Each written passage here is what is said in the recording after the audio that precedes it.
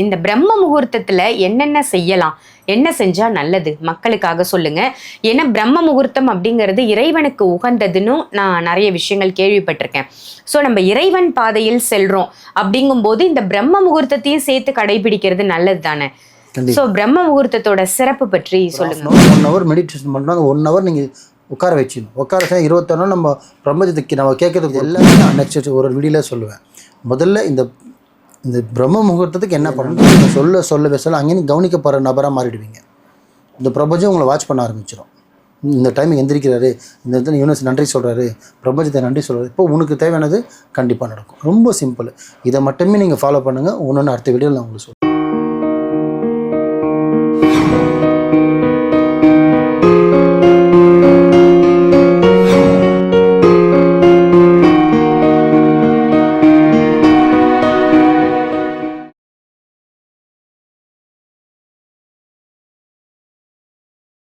நேயர்கள் அனைவருக்கும் அன்பான வணக்கங்கள். இன்னைக்கு நம்ம யாரை சந்திக்க வந்திருக்கோம் அப்படின்னு பார்த்தீங்கன்னா மாலிக் குருஜி அவர்களை தான் சந்திக்க வந்திருக்கோம். வணக்கம் குருஜி. வணக்கம்மா. குருஜி, நீங்கள் நிறைய விஷயங்கள் பேசும்போது இந்த பிரம்ம முகூர்த்தத்தை நிறைய சொல்லுவீங்க. இந்த பிரம்ம முகூர்த்தத்தில் என்னென்ன செய்யலாம், என்ன செஞ்சால் நல்லது மக்களுக்காக சொல்லுங்க. ஏன்னா பிரம்ம முகூர்த்தம் அப்படிங்கிறது இறைவனுக்கு உகந்ததுன்னு நான் நிறைய விஷயங்கள் கேள்விப்பட்டிருக்கேன். ஸோ நம்ம இறைவன் பாதையில் செல்றோம் அப்படிங்கும்போது இந்த பிரம்ம முகூர்த்தத்தையும் சேர்த்து கடைபிடிக்கிறது நல்லது தானே. ஸோ பிரம்ம முகூர்த்தத்தோட சிறப்பு பற்றி சொல்லுங்க குருஜி.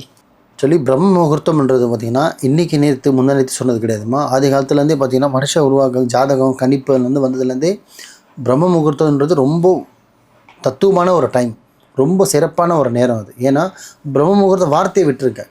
ஜென்ரலாக இப்போ இருக்கிற பீப்புளுக்கு போகிற மாதிரி சொல்கிறேன். ஒரு 9 மணிக்கு ஒரு 8 மணிக்கு வேலைக்கு போகிறோன்னு வச்சுக்கோங்க. நம்ம ஆளுங்க பார்த்தீங்கன்னா ஒரு 7:30 மணிக்கு எந்திரிப்பாங்க. போகிறதுக்கு 1/2 மணி நேரம் எழுந்திரிச்சு அவசரமாக கிளம்பி அவசரமாக போய் அவசரமாக ரெடி ஆகிட்டு அவசரமாக வண்டியை ஓட்டிகிட்டு போயிட்டு ஆக்சிடென்ட் பத்துக்கிறது.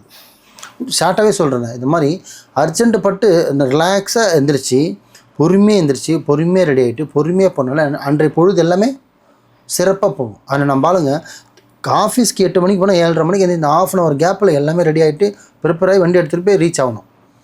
ஸோ அந்த தருணத்தில் என்ன ஆகுதுன்னா எல்லாமே அர்ஜென்ட்டாக பண்ணுறாங்க. பாதி விஷயங்களை மறந்துடுறது, விபத்தாகிறது, வீட்டில் அண்டர்ஸ்டாண்டிங் மிஸ் ஆகிறது, சாப்பாடு கட்டுறதில்ல, குளிக்கு எதுவுமே ஒரு ப்ரொஃபஷனல் எதுவும் பண்ணுறதில்ல. அன்ப்ரொஃபஷனல் மாதிரி எல்லாத்தையும் அரைக்குறையாக பண்ணிவிட்டு டைமிங் ரீச் ஆகிடுறாங்க.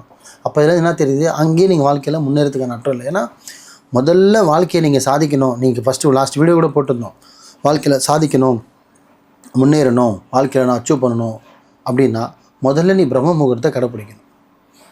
ஏன்னா காலையில் எந்திரிக்கும்போது பார்த்தீங்கன்னா அந்த ஒரு பிரபஞ்சத்தை பார்க்கும்போதே ஒரு ஃபீல் நல்லாயிருக்கும். நீங்கள் சிட்டியில் இருங்க, அவுட் ஆஃப் சிட்டியில் இருங்க, அது ப்ராப்ளம் இல்லை. ஆனால் எந்திரிக்கும்போது பார்த்தீங்கன்னா அந்த வானத்தை பிரபஞ்சத்தை பார்க்கும்போதே அந்த நல்லாயிருக்கும். அந்த ஃபீலே நம்மளோட ஹெல்த்துக்கும் நல்லது. ப்ளஸ் பார்த்திங்கன்னா நம்மளோட அந்த என்ன சொல்கிறது, நம்ம ப்ராசஸ்க்கும் சீக்கிரம் எந்திரிச்சிடும். ஸோ எந்திரிச்சிட்டு ஒர்க் அவுட் பண்ணுற மாதிரி தான் நீங்கள் ஒர்க் அவுட் பண்ணலாம். இல்லையா நார்மலாக எந்திரிச்சோமா, ஒரு குழியில் போட்டோமா, நல்லா சாமி கும்பிட்டோமா, நல்லா உங்களுக்கு என்ன சாமி வேண்டுறீங்களோ அந்த சாமி கும்பிடுங்க. சாமி கும்பிட்டுட்டு ஒரு 15 நிமிஷம் இல்லைன்னா ஒரு 20 நிமிஷம் மட்டும் தியானம் பண்ணுங்கள். இவ்வளோதான், ரொம்ப பெருசாக வேணாம். நீங்கள் நிறைய முத்திரை தெரிஞ்சிருக்கணும், அது தெரிஞ்சிருக்கணும், இதெல்லாம் எதுவுமே வேணாம். நான் ஜென்ரலாக சொல்கிறேன். நிறைய முத்திரைகள் இருக்குது, நிறைய சாட்சகமாக நீ கரெக்டாக நீ இந்த ஃபுல்லாகவே நீ இறைவன் ஆற்றத்தை பெறணும் அப்படின்னா நிறைய இருக்குது பண்ண வேண்டியது. நான் இது ஜென்ரல் லைஃபுக்கு இப்போ பேசிகிட்டு இருக்கேன். இப்போ நார்மலாக எந்திரிச்சோமா, ஒரு குழியில் போட்டோமா, ஒர்க் அவுட் பண்ணோமா, குளித்தோமா, அந்த 6 மணிக்குள்ளே ஒரு டீ குடித்தோமா, மைண்டை ஃப்ரீயாகணுமா, ஒரு தியானத்தில் உட்காந்தோமா, ஒரு 20 மினிட்ஸ் உன்னோட ஹெல்த்துக்காக மைண்டு மனசையும் ஒரு நிலைப்படுத்திட்டு ஒரு நிலையில் இருந்து ஒரு 20 நிமிஷம் தியானத்தில் இருந்துட்டு எந்திரிச்சிட்டு நீங்கள் ஆஃபீஸ் போய் பாருங்கள். அன்றைய பொழுது ஃபுல்லாகவே சூப்பராக போகும். டென்ஷன் இருக்காது, ஹஸ்பண்ட் ஒய்ஃபுக்குள்ளே சண்டை வராது, மேனேஜர்கிட்ட திட்டு வாங்க முடியல, அவசியமாக டிராஃபிக் பண்ண திட்டு வாங்க வேண்டிய அவசியம் இல்லை, போலீஸில் மாட்ட வேண்டிய அவசியம் கிடையாது. எல்லாமே நீங்கள் சேஃப் அண்ட் செக்யூராக போயிட்டு வந்துடுவீங்க. ஏன்னா உங்களோட மைண்டும் நல்லா இருக்குது, மனநிலையும் நல்லா இருக்குது, ப்ளஸ் உடல்நிலையும் நல்லா இருக்குது. ஒர்க் அவுட்டும் பண்ணிடுறீங்க, காலையில் எந்திரிச்சிங்க, ப்ளஸ் டைமும் உங்களுக்கு சேவ் ஆகுது. 10 மணிக்கு ஆஃபீஸ் போகணும், 6 மணிக்கு 4 மணி நேரம் இருக்குது. நீங்கள் வீட்டில் என்னென்ன அனைத்து வேலையும் நீங்கள் செஞ்சு முடிச்சிடலாம். ஸோ எல்லா இடத்துலையுமே உங்களுக்கு நல்ல பேர் வந்துடும். ஸோ அப்போ காலையில் எந்திரிக்கும் போதே நம்மளுக்கு இவ்வளோ நல்லது நடக்குதுன்னா அப்போ அந்த எந்திரிச்சு இறைவனுக்கு நன்றி சொல்கிறதுக்கு உட்காந்து அப்போ எவ்வளோ நல்லது நடக்கும். இதுதான் வார்த்தை. காலையில் எந்திரிச்சாலே நம்ம மேனேஜர்லேருந்து சீனியர்லேருந்து எல்லார்ட்டையும் திட்டுவாங்க, சேஃபாக போயிட்டு வேலைக்கு வந்துடும்னும் போது அப்போ அதே பிரம்ம முகூர்த்தத்தில் காலையில் எந்திரிச்சு இறைவனுக்காக ஒரு 1/2 hour 1 hour தியானம் பண்ணுறது, மெடிடேஷன் பண்ணுறது, ஒரு நிலை நீங்கள் மனசை நிப்பாட்டி நீங்கள் தியானம் பண்ணாலே இறைவன் அழகாக 21 நாளில் பெற்றுடலாம். இந்த பிரபஞ்சத்தை கூட நம்ம பேசணும், நம்ம கனெக்ட் பண்ணோம், இந்த யூனிவர்ஸை கூட நம்ம கனெக்ட் பண்ணணும்னு நினச்சோன்னா 21 நாளில் கனெக்ட் பண்ணலாம். ரொம்பலாம் பெருசாலாம் வேணாம், 21 நாள் போதும். ஆனால் அந்த 21 நாள் உங்கள் மனசோ உங்கள் மைண்டும் ஒரு நிலையும் இருக்கணும். டைமிங் கரெக்டாக ஃபாலோ பண்ணணும். அந்த அந்த ஒரு 1/2 hour 1 hour மெடிடேஷன் பண்ணணும். அந்த 1 hour நீங்கள் உட்கார வச்சிடணும். உட்கார வச்சா 21 நாள் நம்ம பிரபஞ்சத்துக்கு நம்ம கேட்கறது கொடுக்கும். பிரபஞ்சம் கொடுக்க ரெடியாக இருக்குது, வாங்க நம்ம தான் ரெடியாக இல்லை. உண்மை சிம்பிள், இவ்வளோ தான். பிரபஞ்சம் கொடுக்க ரெடியாக இருக்குது, நம்ம தான் வாங்க ரெடியாக இல்லை. ரெடியாக இல்லை, தயாராகவே ஆகலை. அதுக்கு கொடுக்க ரெடியாக இருக்குது. நீ என்ன கேட்குறோம், நான் தரேன் வரோம், அதுக்கு நீ தயாராக இல்லை. அப்போ நீ உன்னை தயார்படுத்திக்கும். இவ்வளோதான். ஸோ பிரபஞ்சத்தில் என்னென்ன பண்ணணும், நம்ம அந்த பிரபஞ்சத்தை கனெக்ட் பண்ணுறதுக்கு என்னென்ன பண்ணணும், யூனிவர்சல் கனெக்ட் பண்ணுறது என்ன பண்ணணும், இது எல்லாமே நான் நெக்ஸ்ட் ஒரு வீடியோவில் சொல்லுவேன். முதல்ல இந்த பிரம்ம முகூர்த்தத்துக்கு என்ன பண்ணணும்னா, காலையில் எந்திரிங்க, நல்லா ஃப்ரெஷ்ஷாக குளிச்சிருங்க, மைண்டை ஃப்ரீயாக வைங்க, ஒர்க் அவுட் பண்ணுங்கள். மைண்டு ஃப்ரீயாக வச்சுட்டு ஒரு 20 நிமிஷம் தியானம் பண்ணுங்கள். அதுக்கப்புறம் நீங்கள் ஒர்க்கை பாருங்கள். அன்றைய பொழுது எல்லாமே சிறப்பாக இருக்கும். ஸோ காலையில் நீங்கள் ஒரே ஒரு வார்த்தை மட்டும் ஞாபகம் வச்சிங்க. சிம்பிளாக சொல்கிறேன். எந்த ரூமில் இந்த ஹாலில் படுக்கிறீங்களோ, பெட்ரூமோ, மொட்டை மாடி, எங்கேயோ எனிவன் தூங்கி காலையில் எந்திரிக்கும் போது ஒரு 5 மணிக்கெலாம் 4:30 மணி 5 மணியோட எந்திரிங்க. எந்திரிச்ச உடனே கையை தேய்ச்சிட்டு முகத்தை பார்த்துட்டு, அடுத்தது கண்ணாடியை பார்த்துட்டு, 3வது இந்த பிரபஞ்சத்துக்கு நன்றி.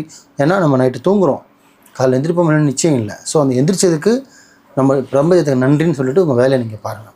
இதை நன்றி நீங்கள் சொல்ல அங்கேயும் கவனிக்கப்படுற நபராக மாறிடுவீங்க. இந்த பிரபஞ்சம் உங்களை வாட்ச் பண்ண ஆரம்பிச்சிடும். இந்த டைம் எந்திரிக்கிறாரு, இந்த இடத்துல யூனிவர்ஸ் நன்றி சொல்கிறாரு, பிரபஞ்சத்தை நன்றி சொல்கிறாரு, இப்போ உனக்கு தேவையானது கண்டிப்பாக நடக்கும். ரொம்ப சிம்பிள். இதை மட்டுமே நீங்கள் ஃபாலோ பண்ணுங்கள். ஒன்று அடுத்த வீடியோவில் நான் உங்களுக்கு சொல்கிறேன். ஸோ நல்லதே நினைங்க, நல்லதே செய்யுங்க, நல்லதே நடக்கும். இறைவன் பாதையில் செல்வோம். சிறப்பான ரொம்ப அருமையான தகவலாக கொடுத்தீங்க. பிரம்ம முகூர்த்தம் அப்படின்னா என்ன, பிரம்ம முகூர்த்தத்தில் ஒருத்தர் ஏந்துக்கிறதால என்ன பலன் அப்படின்றது ரொம்ப தெளிவாக ரொம்ப அழகாக அதற்கான விடை அளிச்சிங்க. நிச்சயமாக அனைவரும் இறைவன் பாதையில் செல்வோம். நன்றி குருஜி. நன்றிம்மா.